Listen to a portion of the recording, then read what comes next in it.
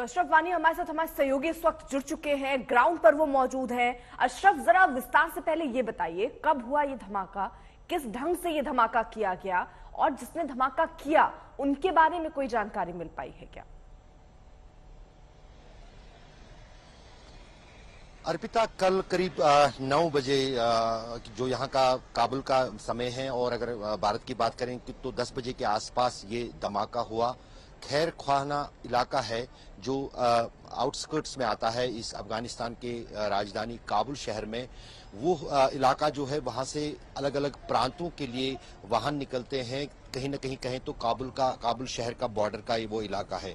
वहाँ पर एक मदरसा था, खैर खाना के नाम से ही, जहाँ पर बच्चों को पढ़ाया जाता है, धार्मिक शिक्षा दी जाती है। उसके पास जो है एक मस्जिद उसके साथ ही है। वहाँ उस मस्जिद के भीतर ये धमाका कल हुआ, और ये मस्जिद ठीक उसी समय हुआ जब इशा की नमाज, जो कि आखिरी नमाज दिन की होती है, रात की नमाज होती है, वो जब शुरू हो रही थी।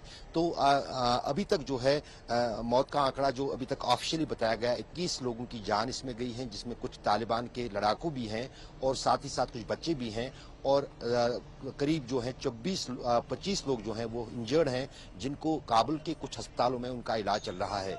कल शाम से ही पूरी तरह से सुरक्षा को चाक चौबंद पूरे काबुल शहर में किया गया था तालिबान सरकार की तरफ से, और दरपकड़ शुरू की गई थी इस धमाके के बाद। और सरकार ने इसकी काफी निंदा की है। यहाँ तक कि सरकार और इंटेलिजेंस के लोगों की जो बातचीत हमसे हुई है, उनका कहना था कि बहुत जल्द उन दोषियों को पकड़ा जाएगा जो इस आतंकवादी हमले के पीछे हैं।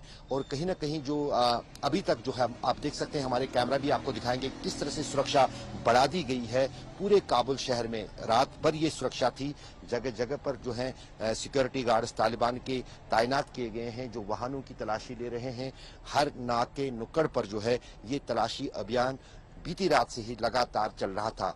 हाँ, ये रूटीन ड्यूटी है यहाँ काबुल शहर में तालिबान की तरफ से, लेकिन पिछले कुछ दिनों के दौरान इसमें बहुत तेजी आई है। अब हर एक वाहन की पहचान होती है, उससे बातचीत होती है, उसमें कौन व्यक्ति सफर कर रहा है उसकी जानकारी जुटाई जाती है, उसके बाद ही लोगों को चलने फिरने की इजाजत है। अर्पिता। अशरफ, जिस तरीके से आप हालात बता रहे हैं कि वहां पर अब गाड़ियों की चेकिंग हो रही है, कितने लोगों की मौत की खबर आई है, और क्योंकि ये आंकड़ा हम देख रहे हैं, पहले 6 फिर अब 20, अब कितनी खबरें आ रही हैं, और जो घायल है उनकी तबीयत इस वक्त कैसी है?